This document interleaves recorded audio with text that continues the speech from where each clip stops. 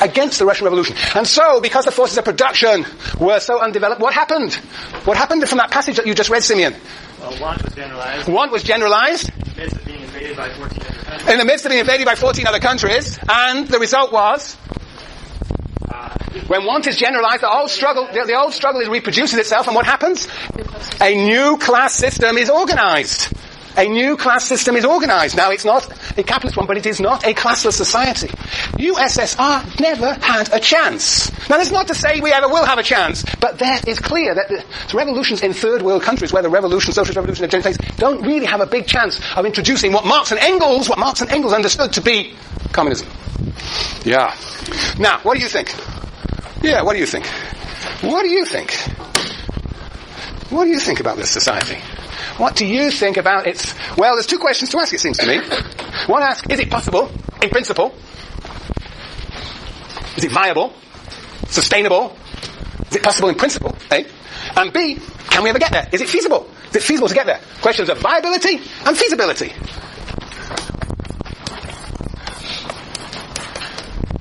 What do you think? Anybody got any thoughts on this matter?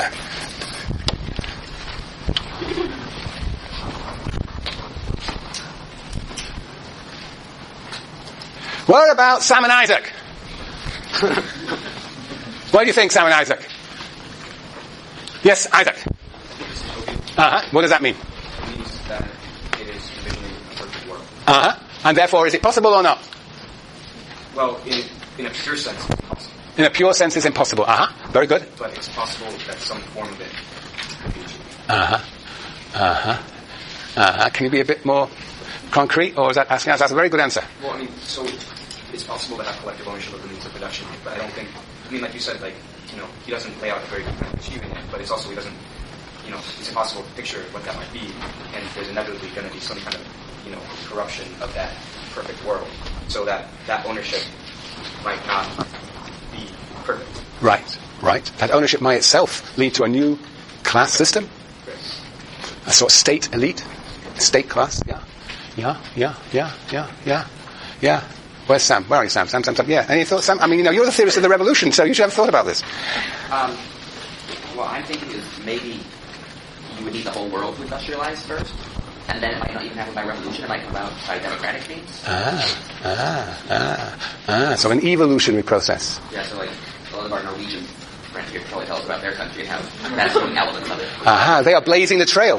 They're blazing the trail. Where are our Norwegian friends? Alex, what do you think of all this? This is sometimes Norway seen as the richest country, but also the most socialist. Yes? Because I went to socialist meeting in Norway, where you're from, and in Norway. Norway is a socialist country, and the reply was no, it isn't.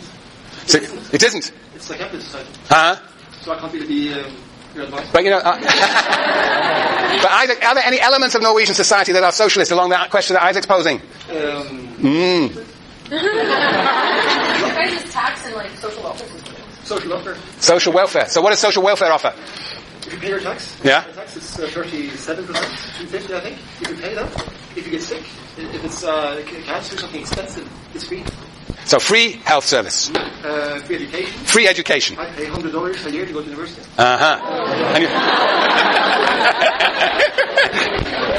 But look, isn't this fascinating? He comes all the way from Norway to Berkeley to pay $7,000. Yeah, go on.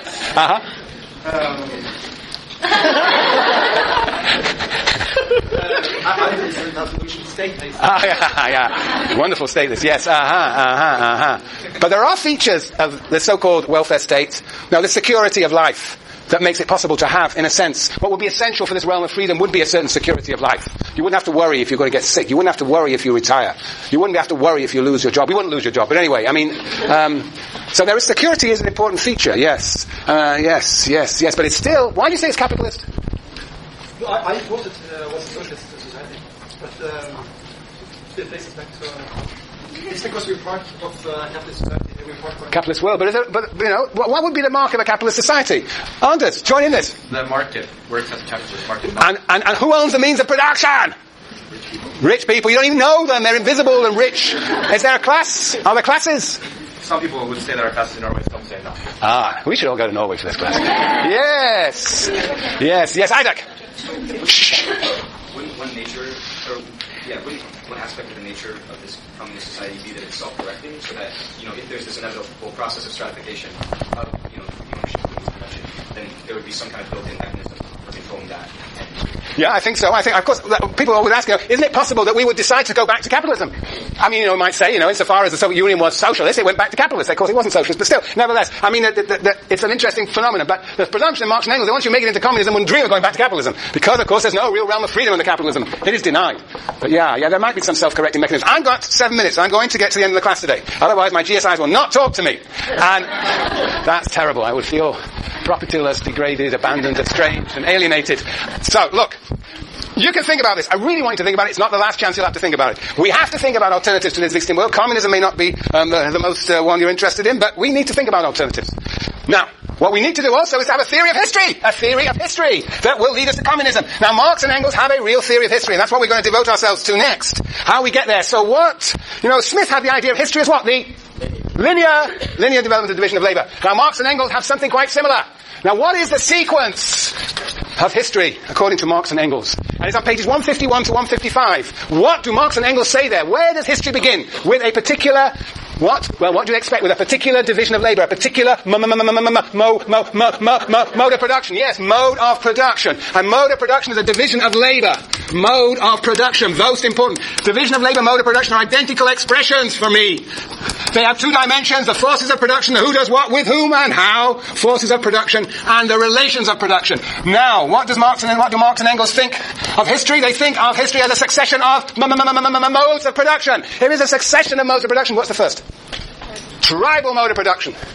So we have a tribal society.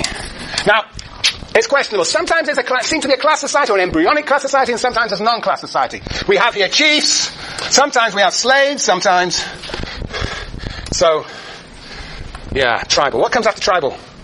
Is that how you spell tribal? A-L? Yeah. Okay. Yeah. What comes after the tribal mode of production? Sorry? Communal. So what actually called the ancient mode of production? The ancient mode of production. Anybody know what the ancient mode of production is, essentially? If you ask what a mode of production is, you ask what the classes are. What are the classes in the ancient mode of production, Lilia? Classes in the ancient mode of production. Come on. Yes, Lars. And? Who owns slaves in the ancient mode of production? The Greek city-state, the Roman city-state. Who? Yeah, I heard it, Jenny. Very good. The citizens. To be a citizen in Athens, in the ancient Greek city-state, is to have the right to have a slave. To have the right to have a slave. So basically we have slaves and slave owners, citizens, and then we have slaves. Basically, the story is that Athenian wonderful democracy is a democracy for whom? Citizens. And of course the slaves are not participants in that democracy. The slave owners, the citizens, have the right to own slaves. That almost defines the citizen apart from the political participation. What's after the ancient mode of production? Feudal mode of production. And what's a feudal mode of production? Defined by what classes? Hands up, Juliana.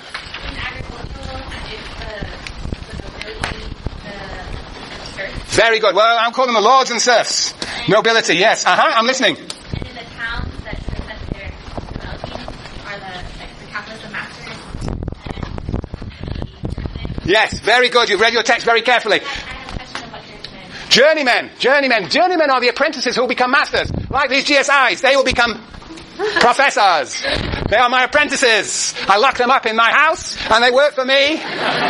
We'll talk about them next time. Yes, next time. But yes, the journeymen are apprentices essentially. And you're right that Marx and Engels have a sense of the feudal relationship between the master and the apprentice. The one thing is that the serfs never become lords, but the apprentices become masters, or some of them. Big, important point. And that's what's next. Capitalism. And what are the classes under capitalism? Who are the bourgeois? The capitalists, the bourgeois, the owners of the means of production. Can you name a capitalist? Bill Gates. A philanthropic capitalist. Yes, okay, capitalists. And what did you call the other class? Proletariat, Marx and Engels calls them. What else might we call them? Workers, wage labourers. We'll see next week that they're called wage labourers. Yeah, because they sell their labour power for a wage. Now, what's after capitalism? Very good. Communism. That is history as a succession of modes of production. Now we might say that these are what societies? They are characterized by Class societies. With a what sort of division of labour? In broadest sense of the word division of labour. No. Natural division of labour. Brilliant. And here we have what? A classless society with a what division of labour?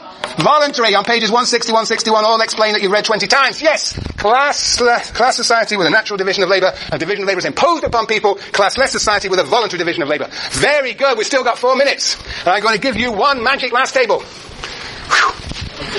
What Marx and Engels are saying is that history proceeds sequentially. You might almost say linearly. We're going to have to figure out how this happens. But let me just give you a little other picture. Bang. Okay. What I want to do is to give you a magic 2x2 table that will capture this sequence that we just had on the board. And on one dimension, I'm going to talk about the forces of production. That is the who does what with whom and how. Forces of production. And I'm just going to be very crude for now. This is just a preliminary cut on all this. We're going to talk about low development of the forces of production and high development of the forces of production. High development. And then on the other side, we're going to have the relations of production. Relations of production. Whoops. And here we're going to divide between what? Classless and class societies. Classless societies and class societies. Yes. Now that gives us a what? A 2x2 table. This is the favourite instrument of the sociologist. I hope you've had dozens of these. Yes. There you go. Look at this. Now, let's see if we get it. Low development of the forces of production in a classless society. Who's here? What's here? Tribalism. Very good. Now there are 2 types of tribalism, I'm going to say. Tribal society. One that is classless. And I'm going to say, yes, Juliana knows family private property and origin of the state better than I do. But my memory is that basically Engels does identify certain classless communities as well as class tribal societies. There's 2. All right? This is what we call tribal societies, tribal mode of production. Now, here we have, how'd you do? That means I got another minute. Low development of what comes after the tribalism? What comes next? The low development of the forces of production in a class society. What comes next? Ancient. Very good. The ancient mode of production. And I want to put under that the feudal mode of production, where again, the forces of production, the capacity to transform nature, the technology is relatively underdeveloped still. Ancient mode of production, feudal mode of production. And now we come over here to what? Class society, high development of the productive forces. Lauren. You're Lauren? Capitalism. Very good. Capitalism. The capitalist mode of production. And actually, if we were really clever, we would divide that into two stages of capitalism, but we won't. And finally, we have a classless society that has high developed forces of production, which is, Jessica? Communism! Yeah, that's right.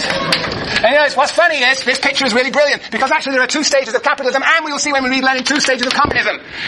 But what's the progress of history goes like this.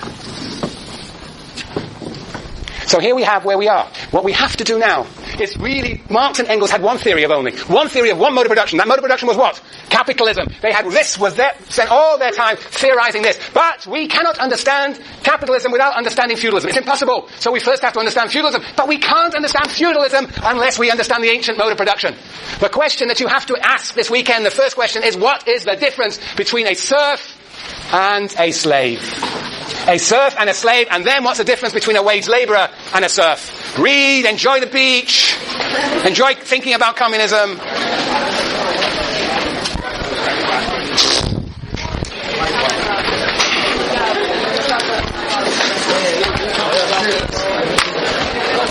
It's immortalized. Immortalized, very good.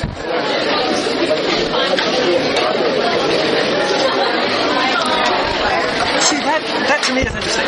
Good. You can have